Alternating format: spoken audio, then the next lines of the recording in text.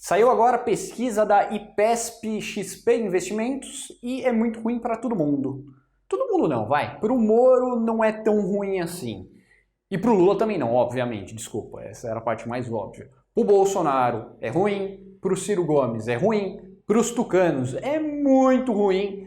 E além de tudo ainda teve um agravante, porque agora teve a filiação do Moro ao Podemos, então isso daí vai tornar ainda mais difícil a vida dos tucanos, tanto Dória quanto Leite, e também vai atrapalhar um pouco a candidatura do Ciro Gomes, eu acredito que seja o caso, beleza? Então eu vou comentar aqui algumas coisas que me chamaram um pouco a atenção nessa pesquisa da XP Investimentos, que na verdade não é nem mais XP, porque a XP acho que não quer mais patrocinar, porque está chegando nos resultados que eles não gostam, né? Então, mas eu vou me referir como XP Investimentos e se não gostarem que me processem, beleza? Então é isso aí. Muito parecido com a última pesquisa do Poder 360 que eu comentei aqui no canal semana passada, então eu vou até colocar o link aqui na descrição dessa última pesquisa, porque eu acho que quase tudo que eu falei lá continua valendo. Mas agora tem uma coisa interessante, porque eles fizeram um cenário entre Lula e Ciro Gomes, coisa que não tinha sido feito no cenário do Poder 360, beleza? Mas algumas coisas aqui eu acho que dá para a gente falar com um pouco mais de convicção. Só voltando aqui no cenário do primeiro turno, o terceiro colocado, Ciro Gomes, apareceria com 9%, o Moro, que provavelmente agora está parecendo mais que vai ser candidato, com 8%. Isso daqui não é ruim para o Moro, porque ele está acabando de colocar a pré-candidatura dele, digamos assim. Para o Ciro Gomes é ruim, porque o Ciro Gomes não decola, ele não consegue sair desses 9, 10%, e eu acho que se o Moro entrar na candidatura, o Ciro Gomes vai perder o protagonismo dele como terceiro membro. Muita gente pergunta, por que você faz tanto vídeo do Ciro? Eu faço tanto vídeo do Ciro por alguns motivos. O principal é que ele estava sempre em terceiro lugar nas pesquisas. Eu não sabia se o Moro ia ser candidato, eu não sabia se o Datena ia ser candidato, parece que não vai. Eu não sabia se o Amoedo ia ser candidato, parece que também não vai.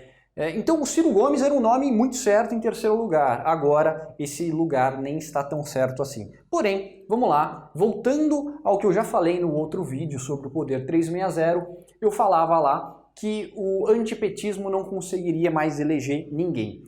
O antibolsonarismo seria a principal força política do Brasil hoje, mas que o antipetismo perdeu muita força. Legal? Então eu comparei lá naquele vídeo o cenário do Lula contra o Bolsonaro e a gente pode ver aqui que existe uma diferença gigantesca de 18 pontos percentuais entre o Lula e o Bolsonaro no eventual segundo turno. Isso aqui é muita diferença de voto, tá? Pode não parecer que é muita diferença, mas é diferença pra caramba. É muita diferença de voto. E se você coloca o cenário do Lula contra o Moro, mantém-se os mesmos 18%. Desculpa, 18 pontos percentuais, vamos ser rigorosos aqui. 18 pontos percentuais de diferença entre o Lula e o candidato do antipetismo, que nesse caso seria o Lula, né? O Moro. O Moro ganha 2 pontos percentuais aqui, o Lula ganha 2 pontos percentuais, a diferença entre eles permanece a mesma. E agora o cenário mais interessante, que é Lula e Ciro Gomes, que não estava naquela pesquisa do Poder 360, o Lula 49 e o Ciro 29. Ou seja, a diferença de votos aqui aumenta. Nesse cenário aqui, de 20 pontos percentuais. Nesse cenário aqui, entre esses três candidatos, o Ciro Gomes seria o mais fraco para enfrentar o Lula em 2022, no eventual segundo turno. Eu acho que isso daqui é um bom ponto de partida, eu não acho que isso aqui é a figura final, porque eu acho que o Ciro Gomes ele pode ser um cara mais competitivo contra o Lula, mas inicialmente eu não acho que isso aqui está errado. Eu acho que isso aqui está até bastante certo.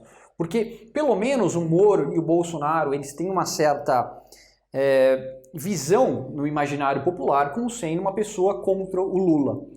O Ciro não.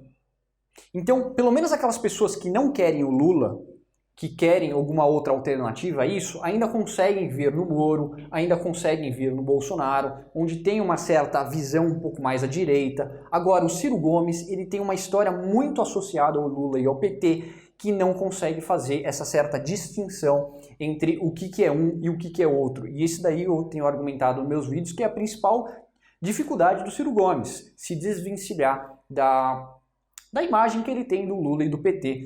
E eu já argumentei aqui em outros vídeos falando sobre o Lula, ele vai receber muito voto da direita. Não essa direita do Opus Dei, essa direita extremamente ideológica, mas aquela parte do eleitorado, principalmente do Brasil profundo, principalmente dos rincões do país, que é um pouco mais conservador e vai votar no Lula, porque o Lula tem muita coisa a seu favor. O Lula foi presidente da República em 2 oportunidades. Por mérito dele, ou não, ou por sorte, ele conseguiu... Caramba, tá falhando aqui. Ele conseguiu fazer um certo vínculo muito forte do governo dele com o governo de bonança. E se você for ver, mesmo nessa pesquisa, a principal preocupação que o eleitorado tem hoje é em relação à economia. O Lula foi 2 vezes presidente da República, o Ciro Gomes nunca foi. O Bolsonaro foi, o Moro ainda é uma incógnita, eu acho que ele pode cair muito em termos de visão de aprovação pública que ele tem ao nome dele, assim que o Lula começar a metralhadora de destruição de reputação. Então eu acho que o Ciro Gomes aqui é um candidato um pouco mais forte, potencialmente, mas em termos de fotografia, hoje o Ciro Gomes é fraco. Ele vai ter que fazer um trabalho muito bem feito se ele quer se tornar um cara mais competitivo contra o Lula. Beleza? Então muita gente achou ruim que o Poder 360 não colocou o confronto direto entre Lula e Ciro na última pesquisa, mas é ruim para o Ciro Gomes. Não tem muito o que mudar aqui, pelo menos por enquanto. Então a diferença de voto aqui é bastante grande do Lula para o Ciro Gomes, até maior do que seria para o Bolsonaro e para o Moro. E tem algumas coisas que são meio estranhas, né? Você fala, caramba, eu acho o Moro um cara muito mais razoável que o Bolsonaro. Acho que qualquer pessoa... Aí, ó, já é viés meu. Muita gente do meu meio acha o Moro um cara razoável e acha o Bolsonaro o anticristo. E como que aumenta só 2 pontos percentuais? Aumentou só 2 pontos percentuais. Por que isso?